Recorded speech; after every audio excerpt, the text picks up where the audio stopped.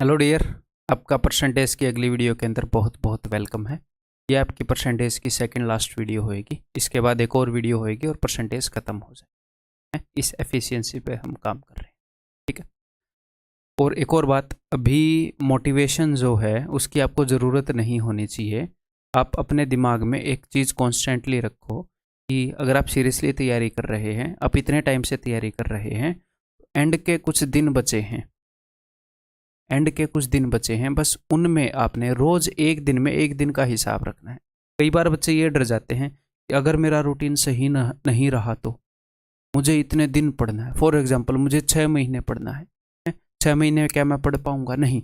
6 महीने की टेंशन मत लो अपने ऊपर, आप टेंशन लो आज की, क्या मैं आज पढ़ पाऊंगा। और हाँ, साथ में खुश भी रहो, ठीक है। खुश भी रहो, मजे में रहो, दुखी होकर मत करो किसी काम को, फिर उस काम के साथ दुख अटैच हो जाता है। मजे में रहो, रिलैक्स रहो, हैं, और इंटरेस्ट लेकर पढ़ो, ठीक है।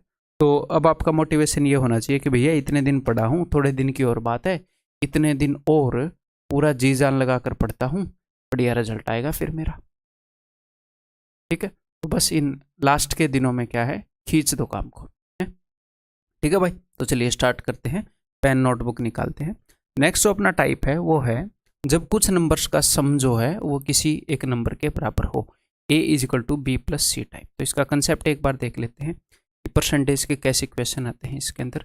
जैसे मैं ऐसे बोल सकता हूँ कि किसी स्कूल के अंदर जो नंबर ऑफ स्टूडेंट्स हैं, जो टोटल स्टूडेंट्स है, that is boys plus girls, ऐसे बोल सकता हूँ। ये भी ऐसे ही बना है। या फिर मैं ऐसे बोल सकता हूँ कि किसी भी बंदे की जो इनकम है, इनकम को 2 हिस्सों में ही आप बांट सकते हो। उसका कुछ हिस्सा बंदा खर्च कर देता है, उसका एक्सपेंडिचर है, और कुछ हिस्सा सेव कर लेता है, कुछ हिस्से उसकी सेविंग है। तो इन दोनों चीज़ों के सम से ये चीज़ बनी है, ठीक। तो ज़रूरी नहीं है दो चीज़ों के सम से एक चीज़ बनी हो, यानी कि एक से ज़्यादा चीज़ों का सम भी अगर, यानी कि कुल मिलाकर, इससे पिछले वाला कंसेप्ट था कि अगर कुछ वैल्यूज़ का प्रोडक्ट किसी एक वैल्यू को, कुछ वैल्यूज़ का प्रोडक्ट किसी एक वैल्यू को बना रहा हो, कुछ वैल्यूज़ के प्रोडक्ट के बराबर एक वैल्यू हो, तो कैसे हम परसेंटेज में डील करेंगे, इनके अंदर परसेंटेज चेंजेस आ जाएं। तो अब की बार है अगर सम हो तो, या फिर एक और बात बताऊं, अगर डिफरेंस भी हो, अपने एग्जाम में डिफरेंस नहीं आता, अगर आ भी जाए तो कोई दिक्कत नहीं है, तो इसी तरीके से डील होएगा वो भी, ठीक। वैसे आता नहीं है क्वेश्चन, अब इसके ऊपर देखते हैं। तो अगर ऐसा हो तो हम क्या करेंगे, तो मैं डायरेक्टली आपको कंसेप्ट बताता हूं। देखो, अगर मैं आपको ये बताऊं कि दो चीज़ों का सम जो है एक तीसरी चीज़ के बराबर है, और मैं आपको इन दोनों के अंदर परसेंटेज चेंज बता दूं कि इसके अंदर जो परसेंटेज चेंज है वो 10% है, इसके अंदर भी 10% है, तो आप डायरेक्टली बोल दोगे कि इसके अंदर भी 10% है, ठीक है। कैसे? देखो, एक बार एग्जाम्पल से देखो। मान लो आपके पास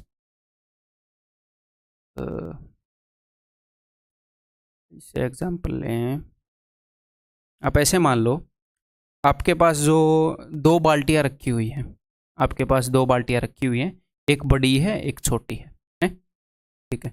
इसके अंदर भी कुछ पानी था, इसके अंदर भी कुछ पानी था, तो मैंने क्या किया, मैंने इसके अंदर भी 10% पानी को बढ़ा दिया, इसके अंदर भी 10% पानी को बढ़ा दिया। आपके पास जो टोटल पानी था वो ये और ये था, तो मैंने यहाँ पर जितना भी पानी था उसका 10% बढ़ा दिया, यहाँ पर जितना भी पानी था उसका 10% बढ़ा दिया। तो कुल मिलाकर क्या सिचुएशन हुई कि जहाँ जहाँ पर जितना जितना पानी था मैंने 10% बढ़ा दिया, तो हम ये बोल सकते हैं कि जितना भी पानी था सारा 10% बढ़ गया। यहाँ पर ये जितना पानी था उसका 10% जितना भी होता है उतना मैंने ऐड कर दिया, यहाँ पर जितना पानी था उसका 10% जो होगा उतना मैंने ऐड कर दिया। यानी कि जब चीज़ ऐसे, आपके पास टोटल पानी था 10 + 10, तो जहाँ जहाँ पर जो भी वैल्यू थी मैंने उसको 10% बढ़ा दिया, तो ओवरऑल वैल्यू 10% बढ़ जाएगी। ये मैं आपको फील करा रहा हूँ, डायरेक्टली भी आपको रटवा सकता हूँ। तो अगर ये पहला कंसेप्ट है, अगर दो या तीन चीज़ों का सम जो है वो इस क्वांटिटी के बराबर हो, तो बी और सी में अगर सेम चेंज हुआ है तो ए के अंदर सेम चेंज होएगा भाई। या फिर मैं इसका उल्टा भी बोल सकता हूँ, क्या, अगर उल्टा तो क्या, अगर इन तीन में से किन्हीं भी दो में अगर सेम चेंज हो, अगर मैं आपको ये बताऊं कि ए के अंदर 20% चेंज हुआ है और बी के अंदर 20% चेंज हुआ है, तो बताओ सी में कितना होएगा। अगर दो वैल्यूज का सम तीसरी के बराबर है, किन्हीं भी दो में सेम चेंज हुआ है, तो तीसरी में भी उतने ही परसेंटेज चेंज होगा। हमें कुछ भी कैलकुलेट करने की ज़रूरत नहीं है। एक तो ये कंसेप्ट हो गया, ठीक है। देन इसके बाद इसके बाद यहाँ पर ले लेते हैं या फिर इनको हटाओ भाई। अगला कंसेप्ट,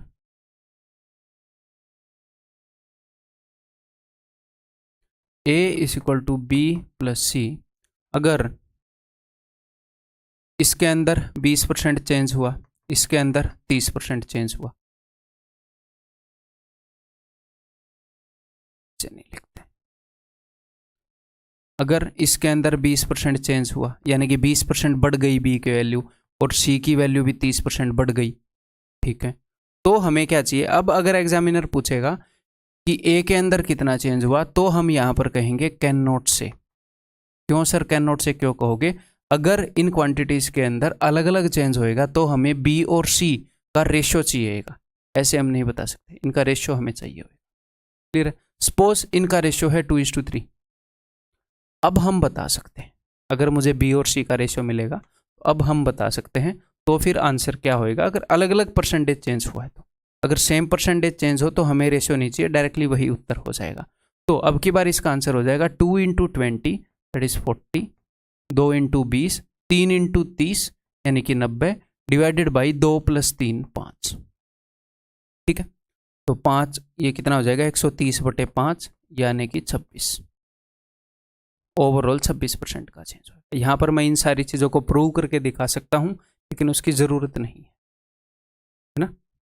क्लियर है? ये बात समझ में आ गई आपको? अगर अलग अलग परसेंटेज चेंज है और हमारे पास रेशियो है तो हम ऐसे करके परसेंटेज चेंज बताएंगे। अगर आपके पास अलग अलग वैल्यूज़ भी हैं, इसके अंदर 10% का इंक्रीमेंट, इसके अंदर 10% का डिक्रीमेंट, इसके अंदर 20% का इंक्रीमेंट और इनका रेशियो है 1:2:3 फॉर एग्जाम्पल, तो यहाँ पर नेट परसेंटेज चेंज क्या होगा 1 × 10 10। ठीक है, यहाँ पर कर लेते हैं 1 × 10 10 प्लस 2 × 10 सॉरी माइनस का हो जाएगा -20 और 3 × 20 प्लस का 60 ये माइनस का हो जाएगा डिवाइडेड बाई 1 + 2। अब यहाँ पर ये मत कर देना कि ये माइनस का है तो इसे माइनस कर दूँ, मैं नीचे लिख रहा हूँ इनका सम कि एक हिस्से में 10% का चेंज, 2 हिस्सों में -10 का, 3 हिस्सों में इतने का। मैंने टोटल चेंज को जोड़कर यहाँ लिख लिया, मैं पर हिस्सा चेंज बता रहा हूँ एवरेज चेंज। तो टोटल कितने हिस्से हैं 3 और 2 5 और 1 6 डिवाइडेड बाई 6। यहाँ पर उत्तर हो जाएगा जी माइनस का 10 तो 50/6। अगर ओवरऑल नेगेटिव आया यानी कि ओवरऑल वैल्यू जो है वो घट गई है, ये कंसेप्ट है। क्लियर है मेरे भाई? एक स्क्रीन के ऊपर आ गया है। अब इन चीज़ों को एक बार यूज करने की कोशिश करते हैं। देखो, in a village 60% of the adult were male and the rest were females. तो मेल कितने हैं 60%, तो 60% की बजाय मैं लिख रहा हूँ 60 एंड 40, तो मैं 20 से काट रहा हूँ, 20 × 60 20 × 40, मुझे सिर्फ रेशियो से लेना देना। 60% मेल है एंड 20 और बाकी का 40% फीमेल है। 60 और 40 का मैंने रेशियो ले लिया, मुझे मेल और फीमेल का रेशियो चाहिए बस।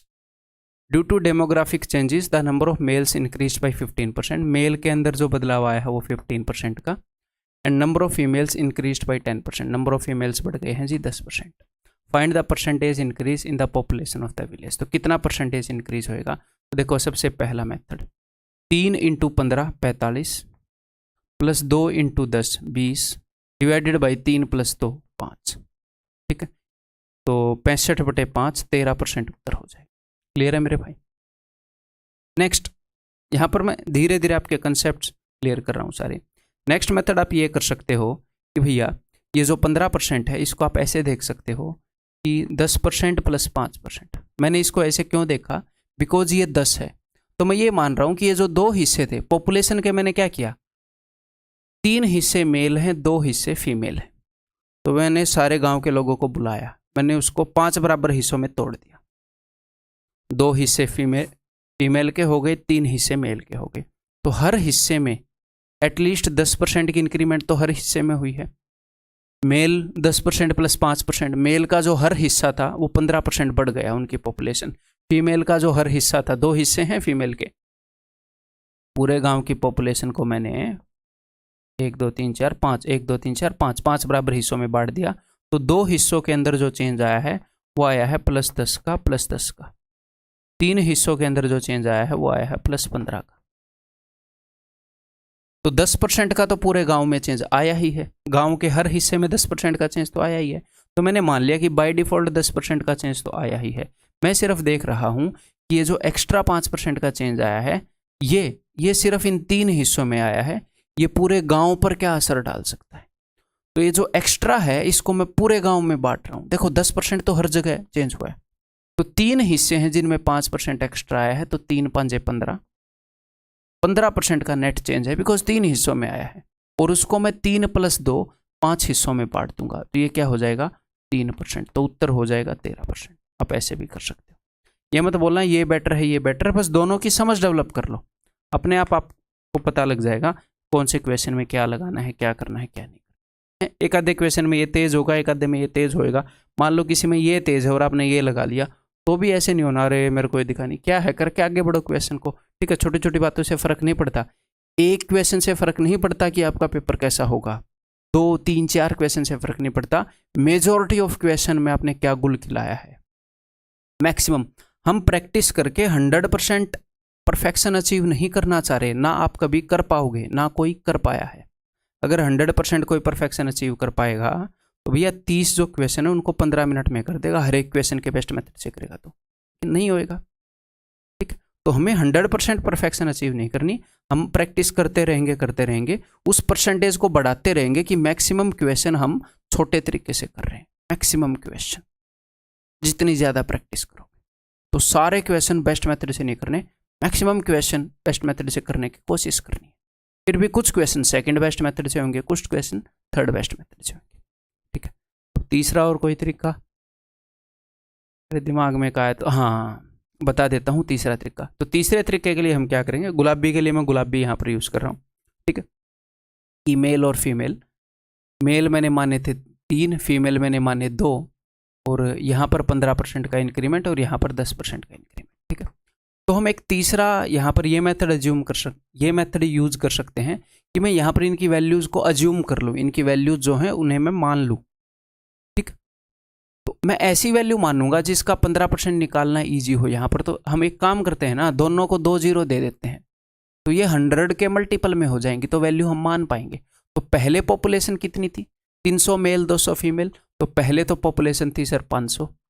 ठीक है, अब ये बोल रहे हैं कि जो बढ़ोतरी हुई है वो कितने % की बढ़ोतरी हुई है। देखो 300 का 15%, 15 थी 45, 45 मेल बढ़ गए, 200 का 10% तो 20, 20 फीमेल बढ़ गई। ओवरऑल पूरे गांव में जो इंक्रीमेंट हुआ वो 65 का हुआ है। तो पहले पॉपुलेशन 500 थी, अब 65 बढ़ गई, तो 65 इज व्हाट % ऑफ 500, 13। ठीक है, मतलब हम क्या कर सकते हैं, A = B + C में हम वैल्यूज़ भी अज्यूम कर सकते हैं। तो वैल्यू कैसी अज्यूम करेंगे, वो डिपेंड करेगा कि यहाँ पर परसेंटेज का इंक्रीमेंट और डिक्रीमेंट है वो कैसा है। हो सकता है यहाँ पर वो 16.66% दे दे, तो कैसी वैल्यू अज्यूम करोगे, मतलब अपनी जो वैल्यूज हैं वो 6 का मल्टीपल होनी चाहिए। हो सकता है यहाँ पर 14.28 दे दे, 14.28 1/7, तो 7 और 6, तो मैं 42 से मल्टीप्लाई कर दूंगा 3 और 2 को, किससे 42 से, ऐसे नंबर से मल्टीप्लाई करूंगा जिसका 1/7 और 1/6 निकालना ईजी हो। तो समझ गए, वैल्यू अज्यूम करना भी कोई तुक्का नहीं है। ये सर तो बड़ी अच्छी वैल्यू अज्यूम करते हैं, कभी फ्रैक्शन में नहीं पकड़े जाते। क्यों ऐसी अज्यूम कर रहे हैं वो मैं आपको रीजन बता रहा हूँ। ठीक है, तुक्का नहीं मारूंगा मैं कभी भी आपके सामने, पहले से क्वेश्चन को रट के तुक्का नहीं मारूंगा, मैं आपको बता रहा हूँ। ठीक, और जो चीज़ याद रखी जा सकती है उसको बोलूँगा याद करो, जो नहीं रखी जा सकती है उसको बोलूँगा नहीं याद करो। ये भी नहीं है कि मैं मेमोरी के खिलाफ हूँ, याद ही मत करो कुछ ना, मेरी खुद की मेमोरी बहुत शार्प है, मैं खुद बहुत सारी चीज़ें याद रखता हूँ, तो जो मैं याद रख सकता हूँ आपको ही बोलूँगा ये याद रखो भाई, याद रख सकते हो।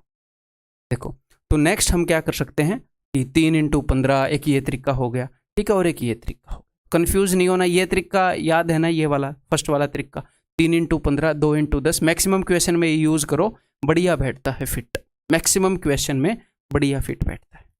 ठीक, नेक्स्ट, x की salary is half that of y, x की सैलरी y की सैलरी से हाफ है। ठीक है, x को इतना % राइज मिला सैलरी में, y को इतने % का इंक्रीमेंट मिला, then the percentage increase in the combined salary. तो दोनों की जो कंबाइंड सैलरी है वो क्या है, x की सैलरी प्लस y की सैलरी, वही आ गया A = B + C। कई तरीके से वो ये सिचुएशन लाएगा एग्जामिनर। ठीक है, और x की सैलरी हाफ है, उसने रेशियो भी बता दिया आपको x और y का 1:2।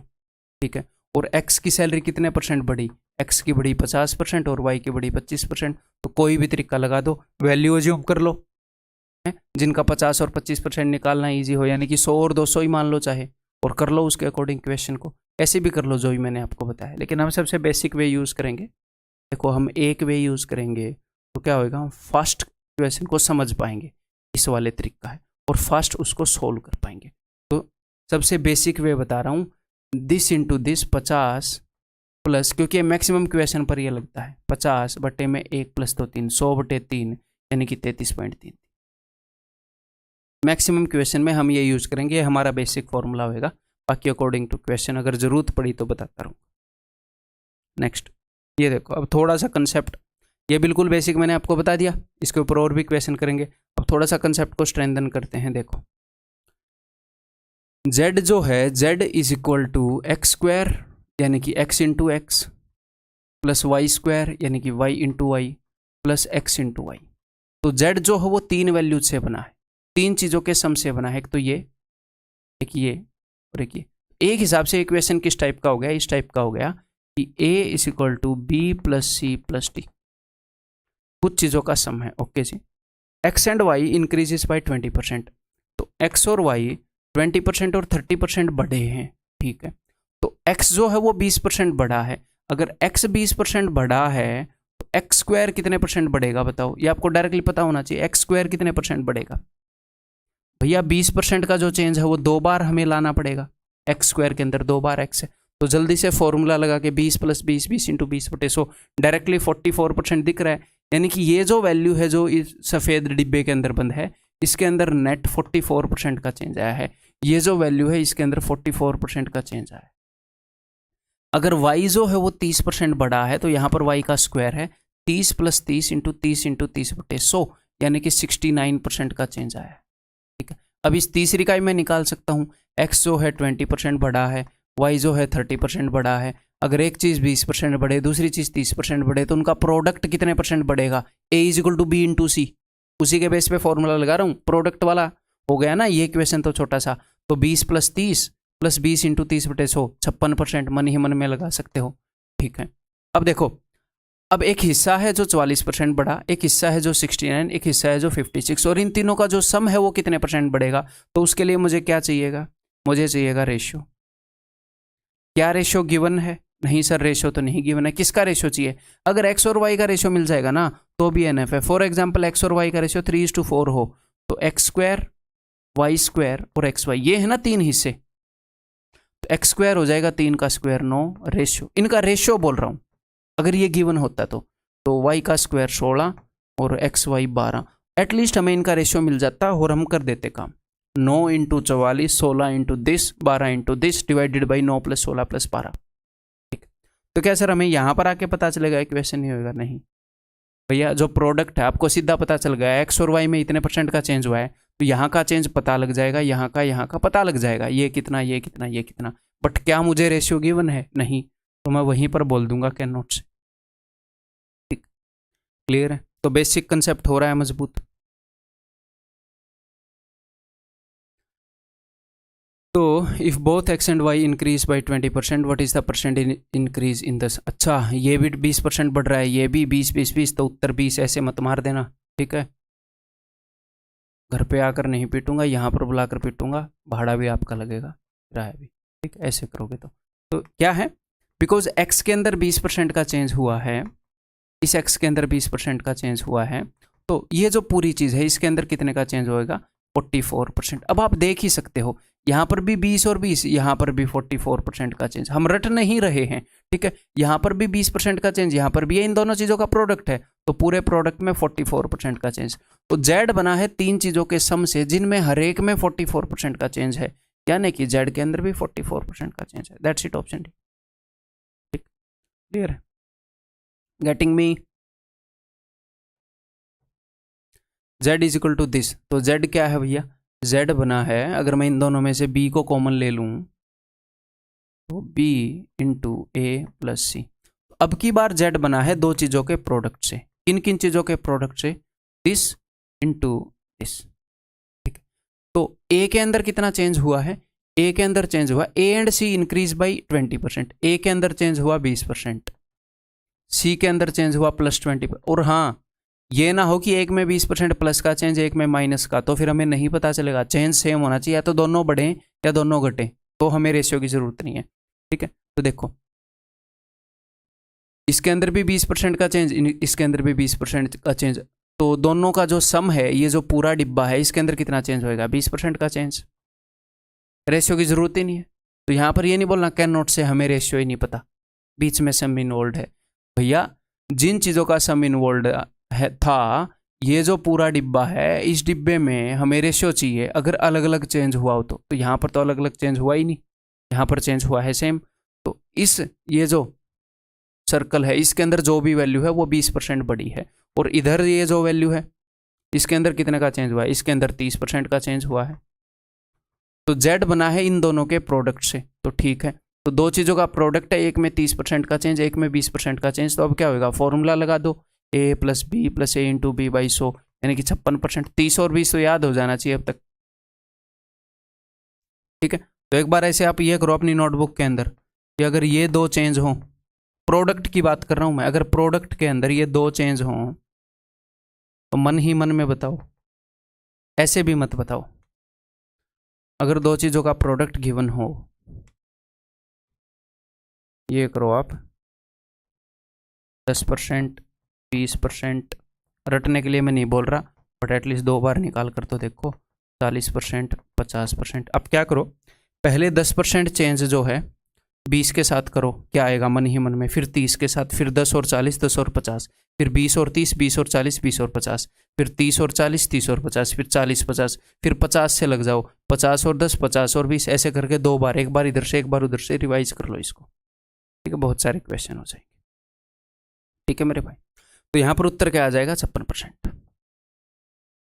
Next, the length, breadth and height of a cuboid increases by 20%, 10% and 30% respectively. What is the percentage increased in the total surface of the cuboid? ठीक है, तो क्यूबॉइड का जो टोटल सरफेस एरिया होता है वो क्या होता है? वो होता है twice of LB + BH + HL। ठीक है, तो यहां पर आपने क्या करना है, इसको तो इग्नोर करना है, कांस्टेंट चीज है, इसके अंदर कोई चेंज नहीं आ रहा, चेंज आ रहा है यहाँ पर। तो टोटल सरफेस एरिया एक हिसाब से जिन चीज़ों के ऊपर डिपेंड करता है वो 3 चीज़ों का सम है, ये वाला डिब्बा, ये वाला डिब्बा, ये वाला डिब्बा। ठीक है, L और B में क्या क्या चेंज आया है? L और B में आया है 20 और 10 का, तो यहाँ पर सीधा 32% का चेंज होएगा। 20 और 10, मन ही मन में 20 + 10 30, 20 × 10/100 32।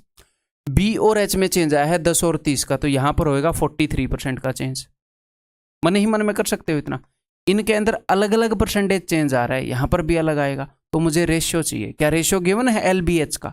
मुझे LB BH HL का रेशियो नहीं चाहिए।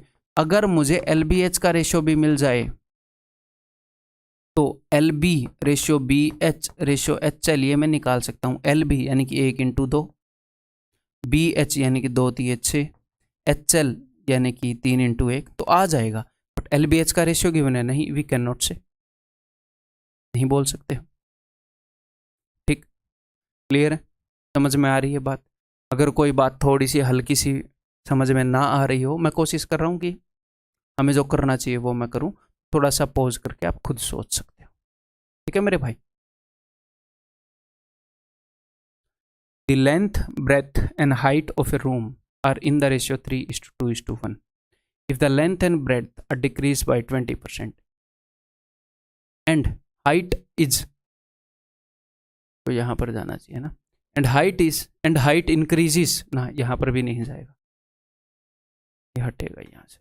And height increases by 30%. What is the percentage change in the area of 4 walls? तो area of 4 walls क्या होता है?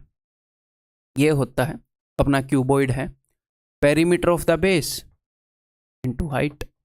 ठीक है जी, तो ये है एरिया ऑफ 4 वॉल्स यानी कि लैटरल सरफेस एरिया। ठीक है जी, इसके अंदर क्या चेंज आएगा वो देखेंगे, तो इसको तो इग्नोर मारेंगे। तो ये बना है इन दो चीज़ों के प्रोडक्ट से, एक तो ये वाला डिब्बा और एक ये वाला डिब्बा। ठीक, L और B लेंथ और ब्रेड्थ का सम गिवन है यहाँ पर। तो मैं इस डिब्बे के अंदर कितना चेंज आया है, ये पूरा डिब्बा लेफ्ट वाला ये बना है इन दोनों चीज़ों के सम से। तो L और B का मुझे रेशियो चाहिए, लेकिन उसके लिए मैं देखूंगा क्या इनके अंदर परसेंटेज चेंज अलग अलग हुआ है या सेम हुआ है, देखते हैं। If the length and breadth are decrease by 20%, length भी 20% घटी। ये सारी चीजें ऐसे सजा के पेपर में नहीं लिखनी है, ठीक है, नहीं तो कोई बंदा आएगा और आर्टिस्ट की जॉब दे देगा आपको उठा के वहां से, पेपर भी पूरा नहीं करने देगा, ठीक है। इतना सजा के नहीं लिखना है, मैं आपको समझाने के लिए चीजें बता रहा हूँ। खुद आप देख सकते हो कि दोनों 20% घटी हैं, तो डायरेक्टली लिख सकते हो कि हाँ जी यहाँ पर ओवरऑल 20% का चेंज है, मुझे रेशियो नहीं चाहिए, ठीक है। जो हाइट है इसके अंदर कितना चेंज है, हाइट के अंदर चेंज है मेरे भाई, यहाँ पर कितना चेंज है भाई, 30% इंक्रीज हुई है। तो बस दो चीज़ों के प्रोडक्ट से बना है, इसके अंदर -20 का चेंज, इसके अंदर +3 का चेंज, तो बताओ क्या चेंज है। तो क्या यहाँ पर मुझे रेशियो चाहिए था, नहीं चाहिए था, बिना रेशियो के बात बन रही थी, उसने दे दिया तो कोई नहीं, ठीक है, बुरा मत मानो। तो ये देखो अब उत्तर क्या हो जाएगा, अब उत्तर हो जाएगा 0.8 इंटू 1.3, 13 8 104, यानी कि ओवरऑल 4% का इंक्रीमेंट, ठीक है, क्लियर है, ठीक है। सुधा सेव्स 15% ऑफ हर इनकम। तो अब इस टाइप के क्वेश्चन आते हैं बहुत सारे, income is equal to expenditure plus saving, ठीक है। इसको आप ऐसे लिखते हैं बच्चे, ऐसे आप लिख सकते हो एक्सपेंडिचर प्लस सेविंग, लेकिन जब आप कैपिटल चीज़ें लिखते हो तो टाइम ज़्यादा लगता है ना, जैसे 1 2 3, तो स्मॉल यूज़ कर लिया करो, जनरली कोशिश किया करो छोटे यूज़ कर लो। अगर ऐसी अदरवाइज आर ऐसी ये चीज़ें तो ऐसे लिख ही सकते हैं, एटलीस्ट इसमें मैं यूज़ करता हूँ, बट चलो इन चीज़ों से वैसे फ़र्क भी नहीं पड़ता सच बताऊँ तो। अब ध्यान दो भाई कंसेप्ट के ऊपर, जो इनकम वाले क्वेश्चन है वो भी इसी कैटेगरी के अंदर आते हैं। क्यों? क्योंकि इनकम जो है उसके साथ आप दो ही काम कर सकते हो, या तो रुपए बचा लो या खर्च दो, तो जनरली दो ही काम करते हैं बंदे, ये नहीं है कि सारे बचा लिए सारे खर्च दिए, वो अलग बात है। अपने क्वेश्चंस की बात कर रहा हूँ कि कुछ हिस्सा खर्च देंगे एक्सपेंडिचर, कुछ हिस्सा सेविंग, ठीक है, ये एक्सपेंडिचर मान लो। अब देखते हैं हम क्या होएगा। सुधा सेव्स 15% ऑफ हर इनकम, तो 15% सेव कर रही है, तो 15% मैं 5 से काट रहा हूँ, 15 85 और 100 ऐसे मान लो, या 15 का मतलब मुझे पता है, देखो मेरे दिमाग में डायरेक्टली ऐसे है 15/100 3/20, 20 में से 3 सेव कर लिए, 17 स्पेंड कर दिए, 15 का मतलब 20 में से 3, तो बाकी के 17 एक्सपेंडिचर हो गया, ठीक है। अब देखो रेशियो मिल गया हमें, if her expenditure increases by, अब इस क्वेश्चन को उन सारे मेथड से कर सकते हैं जैसे मैंने स्टार्टिंग में बताया था, क्लियर है। If her expenditure is increases, अगर एक्सपेंडिचर 20% बढ़ गया, सेविंग 60% बढ़ गई, तो इनकम कितनी बढ़ेगी। तो बहुत ही सिंपल तरीका हो गया, 17 × 20 340, कैसे भी कर लो यार आप, हैं 3 × 60 180 डिवाइडेड बाई 17 और 3 20, ठीक है। तो मैं इसी से काट दूंगा, 17 2 9 18 9 7 16 26%, ऑप्शन है, क्लियर है। आगे बढ़ जाऊं, नेक्स्ट बताओ। An employ use to save 40% of his salary, 40% salary save कर रहा है, तो income is equal to expenditure plus saving, तो 40% सेव कर रहा है तो 60% स्पेंड करेगा, तो 20 दूनी 40 20 3 60, रेशो मिल गया, हाँ जी सर। उसकी सैलरी इंक्रीज होगी 30%। अब कई बच्चे ऐसे लिखते हैं और सैलरी ऐसे इसको इंक्रीज कर देते हैं 30%, मेरे प्रभु सैलरी की बात कर रहा है, सैलरी और इनकम सेम होते हैं ना, ऐसे सिली मिस्टेक नहीं करनी। तो उसकी जो इनकम है, तो ये अगर 3 रुपये एक्सपेंडिचर है 2 रुपये सेविंग है, हम सिर्फ रेशियो लिख रहे हैं, तो ये 5 हो जाएगा, 3 + 2 5। इनकम के अंदर जो चेंज आया है वो आया है 30%, एक्सपेंडिचर इंक्रीज हो गया 20%, तो हमने बताना है सेविंग कितनी इंक्रीज हुई, मैंने मान लिया ये इंक्रीज होगी X%, इंक्रीज नहीं, इसके अंदर जो चेंज आया वो X%, हो सकता है ये नेगेटिव हो पॉजिटिव हो, पॉजिटिव हुआ तो इंक्रीज हुई, नेगेटिव हुआ तो घटी। तो यहां पर हम कैसे करेंगे इस क्वेश्चन को, हम ऐसे किया करेंगे, देखो मैं आपको ऑप्टिमाइज तरीके बताऊंगा सारे, ऐसे धीरे धीरे कंसेप्ट बिल्ड नहीं करूंगा कि आपका टाइम वेस्ट कर दूं, सीधा मतलब उस तरीके से करूंगा, चीज़ें जो बिल्ड करने की वो बिल्ड हो जाएं, जो डायरेक्टली बताने की डायरेक्टली बता दूं। तो हम क्या करेंगे, 5 हिस्सों में 30% का चेंज, 5 × 30 150%, इस इक्वल टू ये किसके बराबर होना चाहिए, 3 × 20 60 + 2 × x। अब 60 में क्या जोड़ूगी 150 है, आप बोलोगे सर 90, तो 2x की वैल्यू 90 है, तो x की वैल्यू क्या होगी 45, तो 45%, और ये पॉजिटिव आई है, हाँ जी सर पॉजिटिव आई है, तो इसका मतलब 45%, क्या यहाँ पर वैल्यू अज्यूम कर सकते थे? इजीली कर सकते थे। बस ऐसी वैल्यू अज्यूम करते जिसका 30% और 20% निकालना आसान होता। ठीक है, तो एक एक जीरो लगा देते बस हर जगह। 50, 30 और 20 मान के कर सकते थे क्वेश्चन को। ठीक, उस तरीके से भी कर सकते थे। 3 इंटू 20 प्लस 2 इंटू एक्स बटे में 5। तो जो बटे में 5 था वो इधर जाकर 30 से मल्टीप्लाई होना था, वही मैंने पहले मल्टीप्लाई करवा दिया बस, और कुछ नहीं, एक स्टेप बचा है बस। ठीक है, next. Arvind spend 75% of income. तो income is equal to expenditure plus saving. तो वो स्पेंड कर रहा है 75%, तो 75 और 25, 25 सेव कर रहा है। 25 थी 75, 25 से कम 25। ठीक है। His income is increased by 20%। Income 20% बढ़ गई है। और एग्जाम में ये नहीं है मैं ऐसे सजा के लिखूंगा, उसके बाद मैं डायरेक्ट लिख लूंगा 4 इंटू 20 80, ऐसे कर दूंगा मैं। ठीक है। ही इंक्रीज हिज एक्सपेंडिचर बाय 10%। तो ये आपने बताना है। तो सिंपल सी बात है, देखो 4 इंटू 20 80 प्लस ये अगर मैंने x मान लिया 3 इंटू 10 30 प्लस x, तो ये क्या होएगा 50। That's it,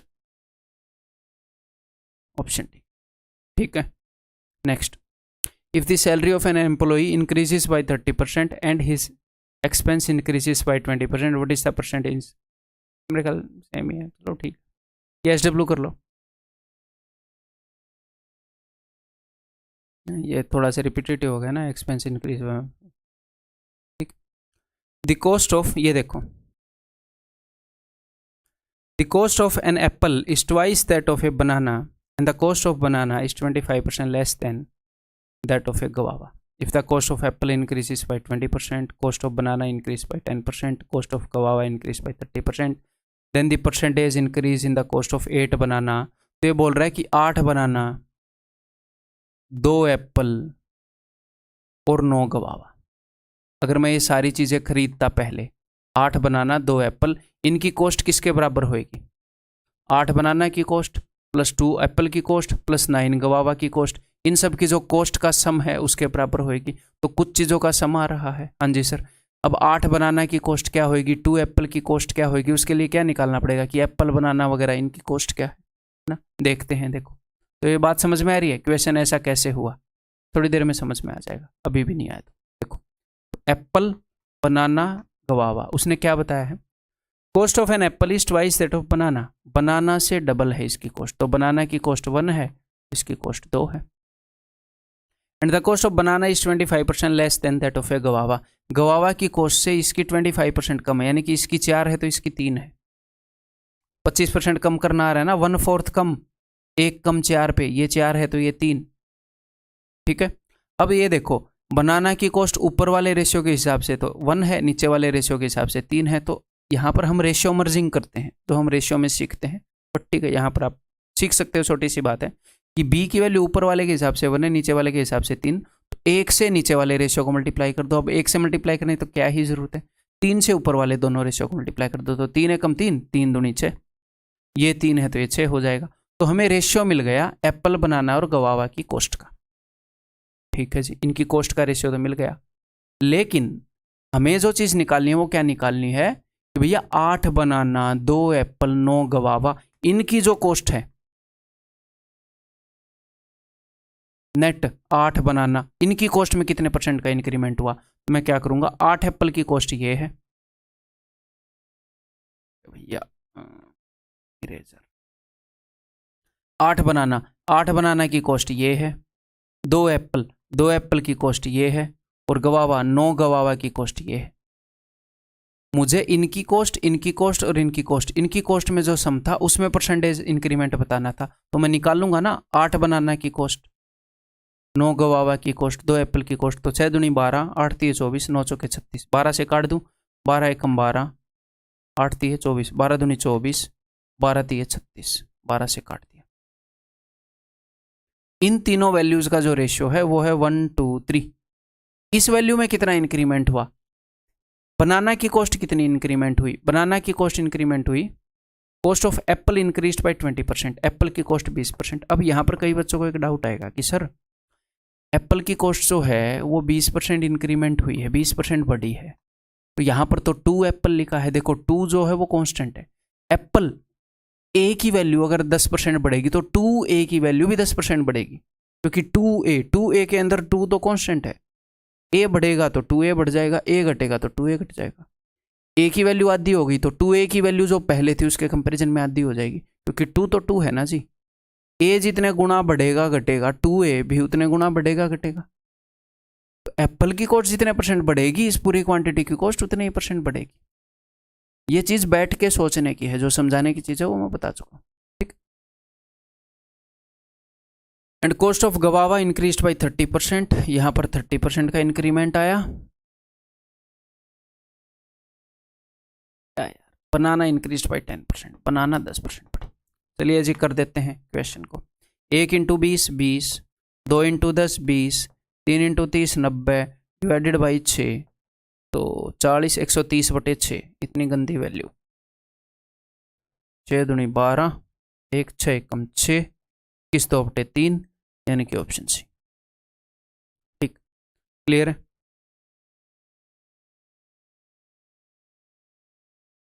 the income of Raju is 44.44%, तो 11 का मल्टीपल है भैया, तो यानी कि 9 आएगा। 9 का मल्टीपल होता तो 11 आता।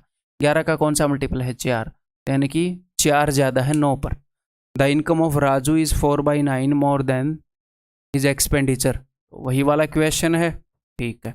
तो जो इनकम है वो एक्सपेंडिचर से 4/9 ज़्यादा है, यानी कि अगर एक्सपेंडिचर 9 है तो इनकम 4 ज़्यादा है, 9 और 4 13 है। सेविंग क्या होगी? 4, ठीक है, उसने रेशियो बताया है। If his income increases by 60%, income जो है वो 60% बढ़ गई है, and his expenditure increases by 70%, तो इसी रेशियो को बताने के अलग अलग तरीके भी यूज कर सकता है, उससे सवाल नहीं बदल जाता, इस सवाल बदल गया, ठीक है।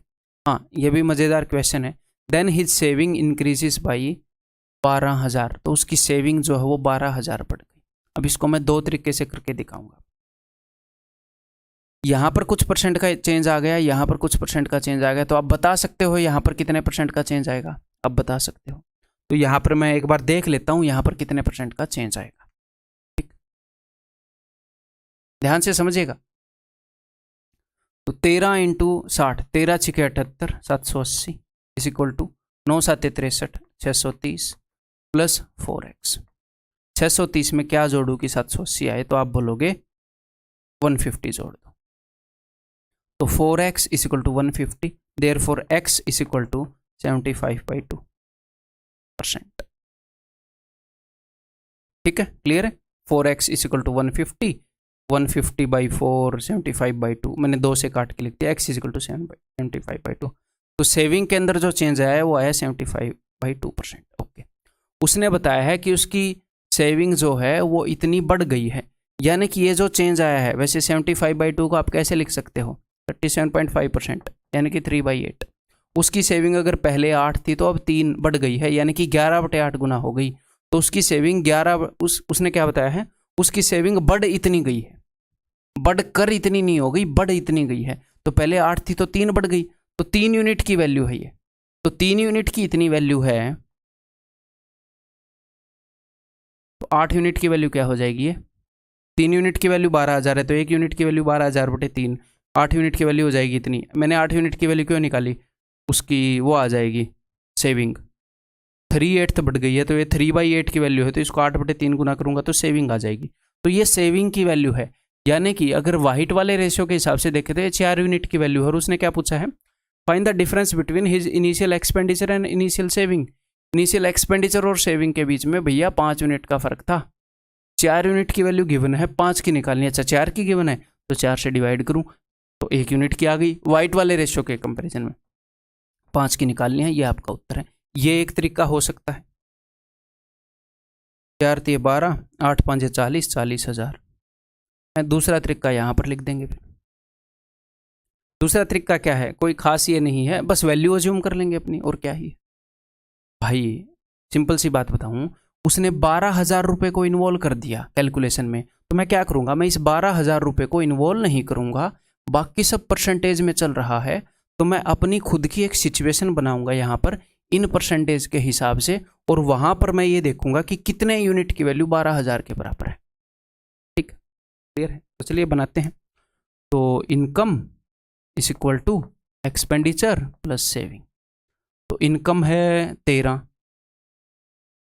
ये है 9, ये है 4, तो मैं यहाँ पर 1300, 900, 400 मतलब कुछ तो अज्यूम करूँगा, देखता हूँ मैं, वो डिपेंड करता है इस परसेंटेज पर। तो यहाँ पर इनकम को मैंने बढ़ाना है 60%, एक्सपेंडिचर को बढ़ाना है 70%, ठीक है। मैं यहीं से उसका मैं परसेंटेज नहीं निकालूंगा, मैं अपनी वैल्यू अज्यूम कर लेता हूँ। तो देखो, ताकि मैं इसका 60% निकाल पाऊँ, तो 60% तो उसका मैं इजीली निकाल पाऊंगा ना, जिसका मैं 10% निकाल सकता हूँ। तो ये लो, जरूरी नहीं है 1300 करनी, मैंने सिर्फ एक एक जीरो लगाई है। क्यों? क्योंकि 60% निकालने के लिए 10% इंटू 6, 70% निकालने के लिए 10% इंटू 7। अब एक और बात मैं आपको बताना चाहूँगा, मान लो मैंने रूम में 2 बंदों को रोक दिया, ए और बी को। ए के पास कुछ रुपए थे, बी के पास कुछ रुपए थे, ठीक है। तो फिर किसी और बंदे ने ए को कुछ रुपए दिए, बी को कुछ रुपए दिए, तो मुझे पता चला कि रूम के अंदर जो रुपए थी उनकी संख्या 500 रुपये बढ़ गई। रूम के अंदर जो रुपए थे उनकी संख्या 500 रुपये बढ़ गई।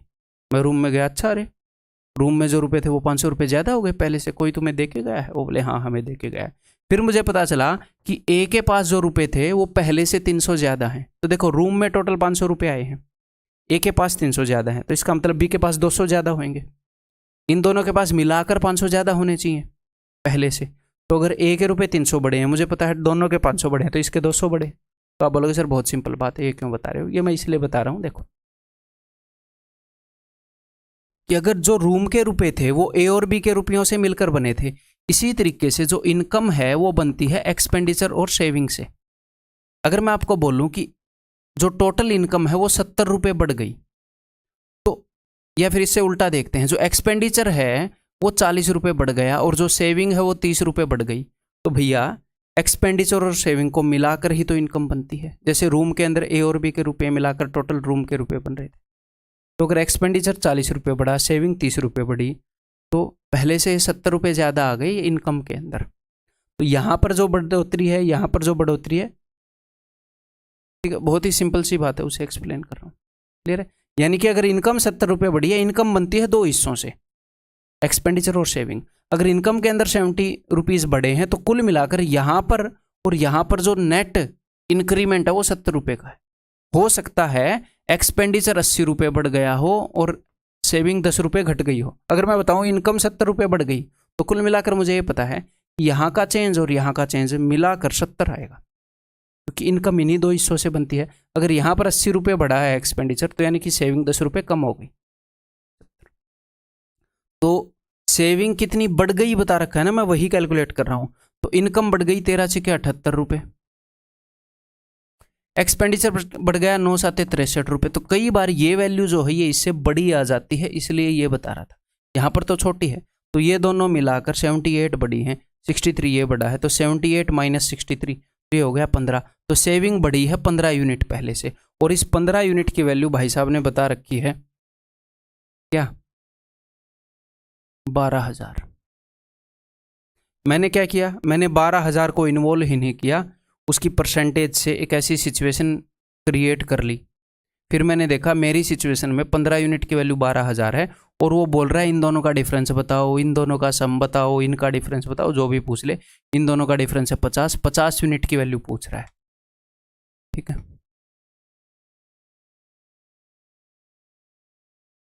तो ये हम इजीली बता देंगे, 15 यूनिट की वैल्यू ये है, तो 1 यूनिट की वैल्यू क्या होगी, 1 यूनिट की वैल्यू होगी ये, और 50 यूनिट की वैल्यू होगी, 50 यूनिट की वैल्यू होगी ये 40,000, ठीक है भाई। आगे बढ़ जाएं। The monthly expense of a person are this much more than her monthly savings, ठीक। Income is equal to expenditure plus saving. Monthly expense जो है उसकी सेविंग से 2/3 ज़्यादा है। पूछा गया क्वेश्चन है Tier 2 का। तो अगर सेविंग 3 है तो एक्सपेंस हो जाएगा जी 5, ठीक। If her monthly income increases by 44%, अगर इनकम जो है वो 44% बढ़ गई,